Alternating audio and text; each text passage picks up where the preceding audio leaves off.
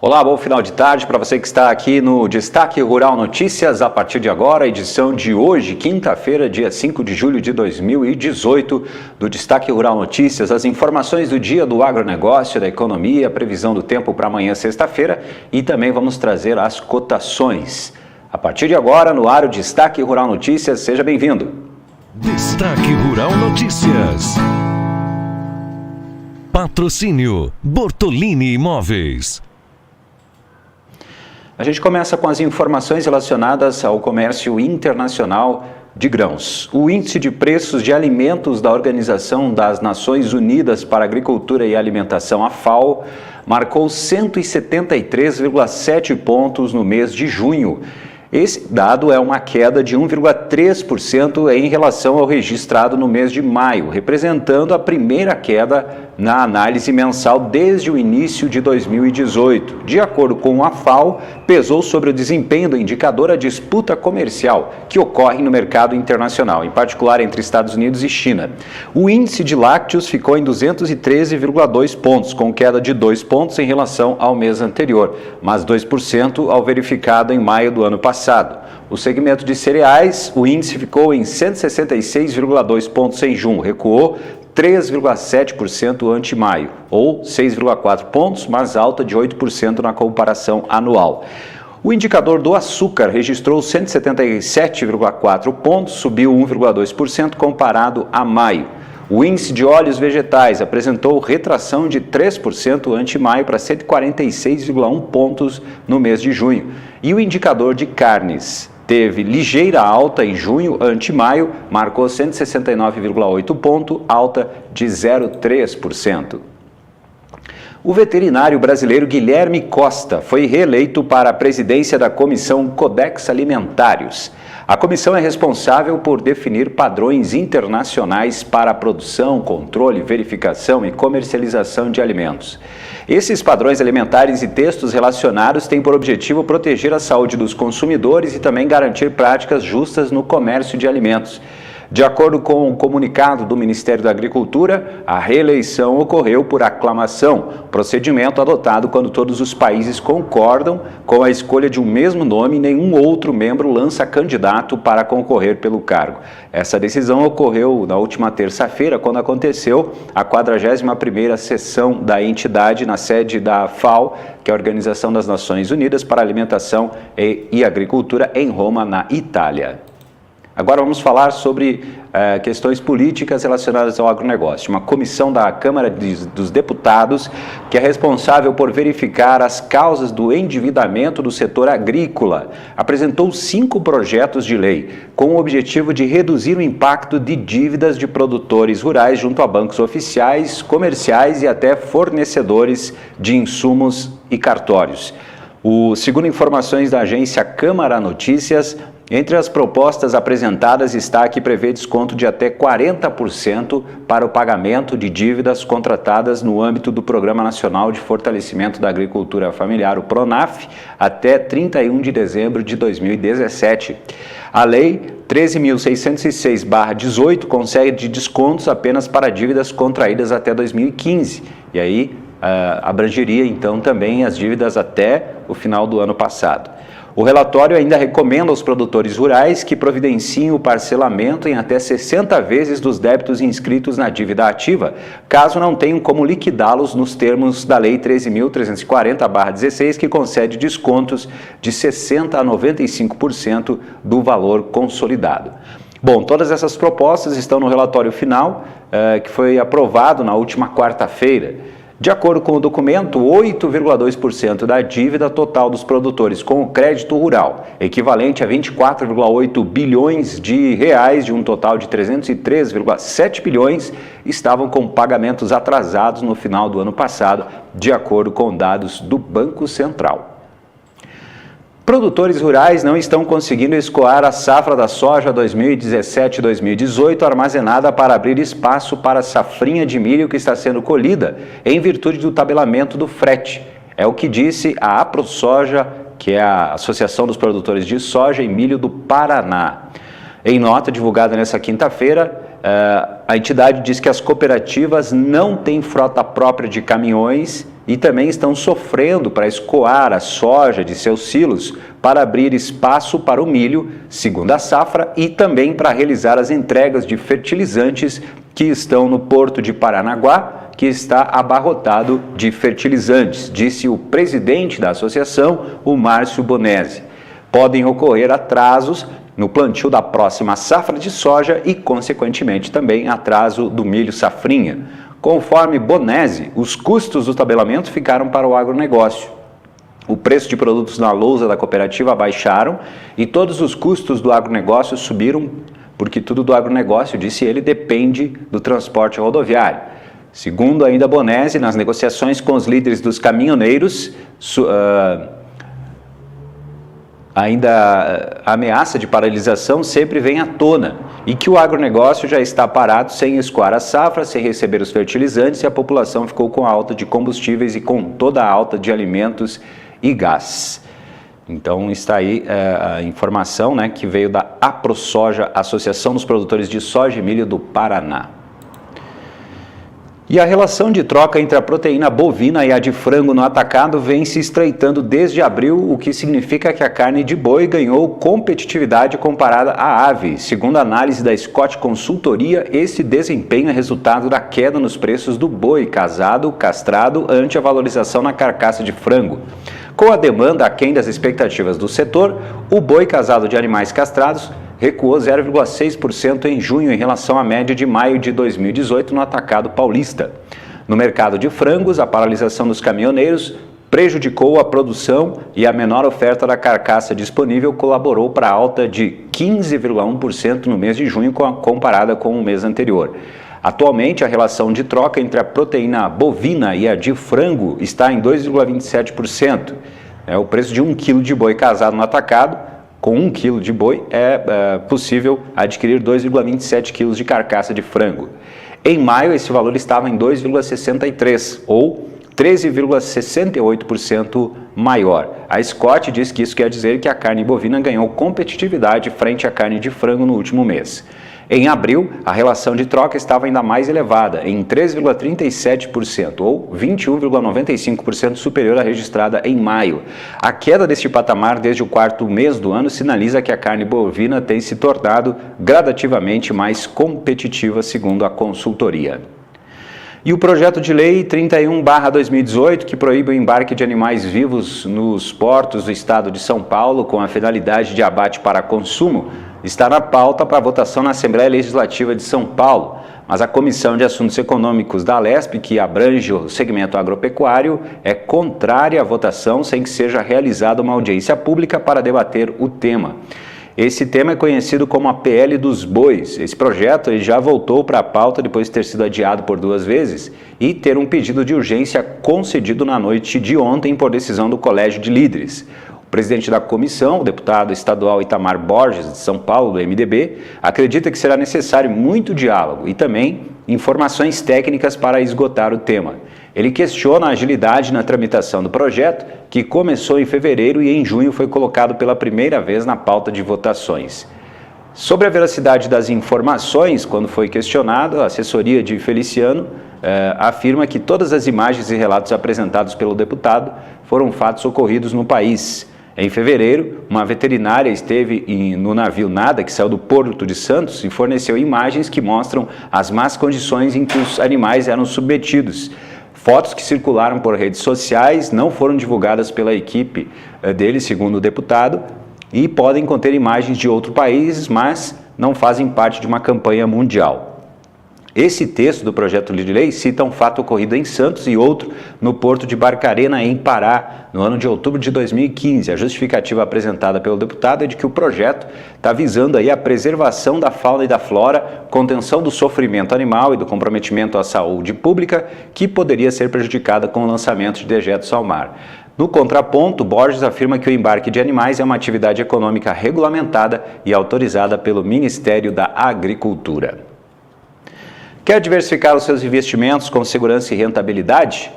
Saiba mais sobre o mercado imobiliário com uma das maiores empresas do segmento no estado do Rio Grande do Sul.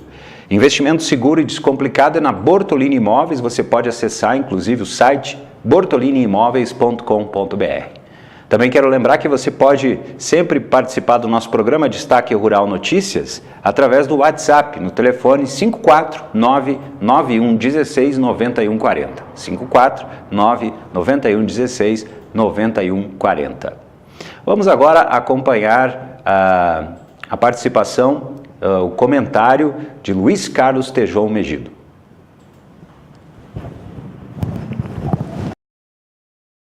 Olá, vamos pegar a Bélgica, no campo da bola. Mas a Bélgica, no campo do agronegócio, é muito importante.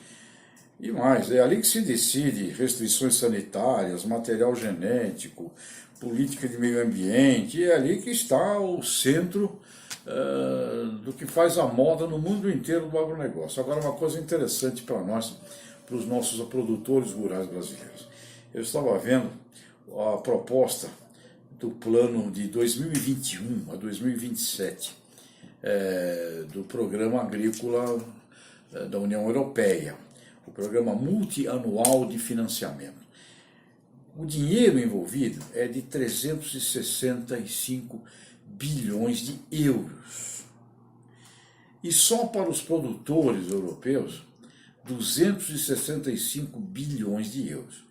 Isso transformado em reais, dependendo da taxa, nós estamos falando de cerca de 1 trilhão e 200 bilhões de reais de dinheiro que deveria ser pago diretamente aos produtores europeus neste período 2021 a 2027. Isso é 3 vezes mais do que todo o valor bruto da produção agropecuária. 3 vezes mais, ou seja, que fica 3 anos. Ou seja, o pessoal lá ainda reclama de montão. Imagina se nossos produtores aqui tivessem esse dinheirão de suporte, de seguro, de proteção, seria realmente fantástico. Por isso mesmo, produtores rurais brasileiros, vocês são guerreiros, vocês são os grandes heróis. E no campo da bola, vamos ver como é que fica. Tomara que o Brasil vença. No campo do agronegócio, temos que prestar muita atenção nos belgas. Eles são políticos, estratégicos, e é ali, em Bruxelas, onde se define muito da regra do jogo. Não o jogo da bola, o jogo do nosso campo, o jogo do agronegócio. E vamos partir para cima, Brasil, que a gente saia vitorioso em todos os campos. Até a próxima.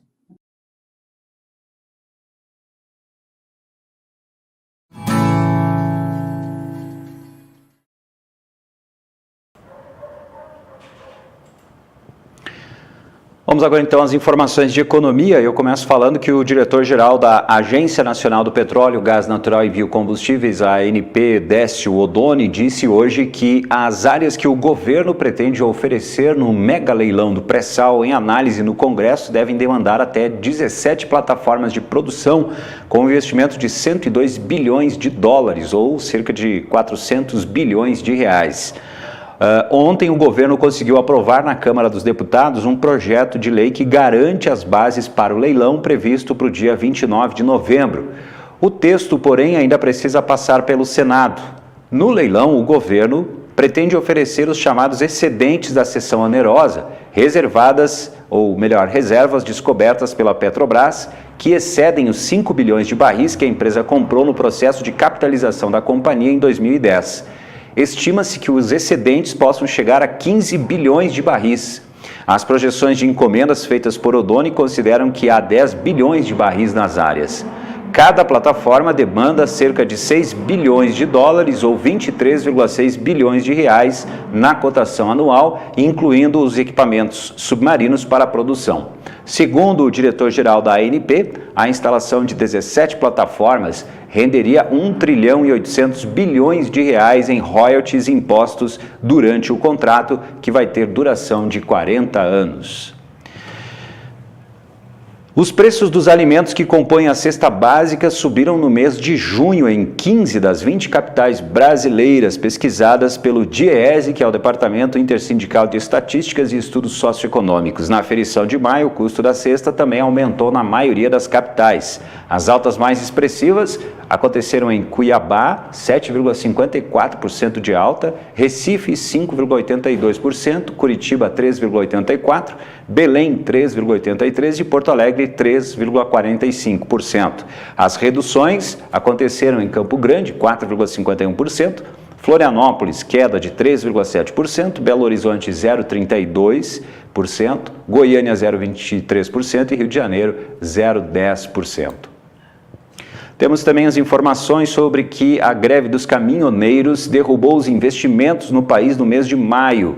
Segundo pesquisa do IPEA, Instituto de Pesquisa Econômica Aplicada, o indicador IPEA de formação bruta de capital fixo, que se refere então aos investimentos, médios investimentos no PIB, teve retração de 11,3% em relação a abril. Se comparar com maio do ano passado, os investimentos se encolheram 4,5% em maio deste ano. No trimestre encerrado em maio, a queda foi de 1,2% ante o trimestre anterior. No acumulado em 12 meses, entretanto, o indicador de investimentos cresceu 1,3%. Na passagem de abril para maio, o consumo aparente de máquinas e equipamentos, que é a soma da produção interna de bens de capital e das importações, excluídas as exportações, recuou 14,6%. A produção interna de bens de capital, já excluídas as exportações, caiu 12,8%, enquanto a importação de bens de capital encolheu 9,8%. A avaliação do IPEA é de que o bloqueio das estradas em todo o país, que se prolongou por 11 dias no mês, afetou inclusive o componente da construção civil, que reduziu 11,5% em relação a abril. Já o chamado outros ativos fixos, que também é um componente do índice, registrou uma queda de 4,7% no mês de maio. Vamos falar sobre dois dados dos consumidores aqui agora. Uma delas é o endividamento das famílias. Segundo dados divulgados hoje pela Pesquisa de Endividamento e Inadimplência do Consumidor, da Confederação Nacional do Comércio de Bens, Serviços e Turismo, a CNC, o ritmo mais lento de recuperação na economia levou o percentual de famílias endividadas a cair pelo terceiro mês consecutivo. Os dados divulgados mostram que 58,6% das famílias tinham pelo menos uma dívida no mês de junho, percentual que no mês de maio era 59,1% e junho do ano passado era 59,4%. Também temos os dados da confiança do consumidor, que foi divulgado hoje pela CNI, que é a Confederação Nacional da Indústria. A confiança do consumidor em junho foi a pior em 2 anos. O chamado Índice Nacional de Expectativa do Consumidor, o INEC, registrou queda de 3,8% na passagem de maio para junho, atingiu 98,3 pontos. A queda de junho é a maior em 2 anos, desde abril de 2016, quando o INEC ficou em 97,5 pontos. E isso também porque a média histórica do indicador é de 107,8 pontos.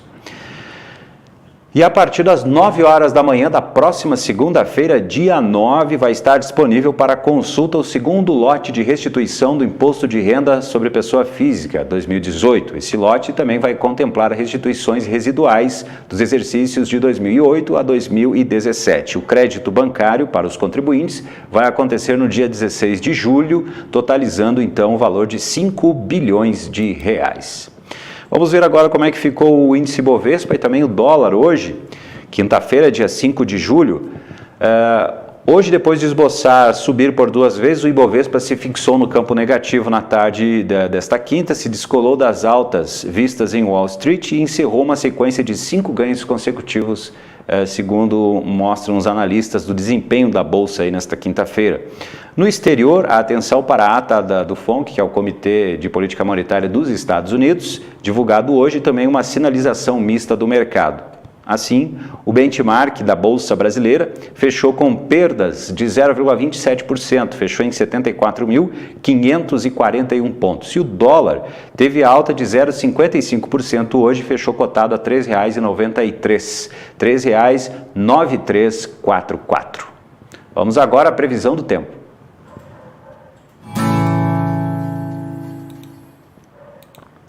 Começamos com a previsão do tempo, então, para amanhã, sexta-feira, dia 6 de julho, na região sul. A gente vê ali no mapa que temos previsão de chuva ainda, principalmente ali no Rio Grande do Sul, na parte bem sul do estado e também mais na parte central, mas na parte norte, tempo bom.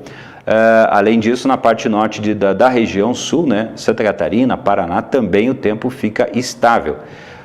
O clima-tempo diz assim, ó, tempo ainda fica com períodos nublados e chuva a qualquer hora no sul e leste gaúcho e com sol entre nuvens e chuva rápida no sudoeste, centro e nordeste do Rio Grande do Sul. Nas demais áreas o sol predomina com maior variação de nuvens no litoral do Paraná e também de Santa Catarina. Agora a gente olha a previsão do tempo e também o mapa na região centro-oeste e também vê como é que fica ali a previsão do tempo para amanhã, sexta-feira, dia 6. Mais uma vez, tempo bom. Uma massa de ar seco atua sobre o centro-oeste e ainda impede a ocorrência de chuva na região. A umidade do ar fica baixa e algumas cidades podem registrar índices inferiores a 20% nas horas mais quentes do dia. Essa é a previsão, então, para amanhã, sexta-feira, na região centro-oeste. Lembrando que você pode participar do nosso programa Destaque Rural Notícias também através do WhatsApp, além das redes sociais. Nosso WhatsApp 549-9116-9140 está à sua disposição, 99116-9140. Também quero lembrar que se você quer diversificar os seus investimentos com segurança e rentabilidade, você pode saber mais sobre o mercado imobiliário com uma das maiores empresas do segmento no estado do Rio Grande do Sul. Investimento seguro e descomplicado é na Bortolini Imóveis. Você, inclusive, pode acessar o site bortoliniimoveis.com.br para obter mais informações.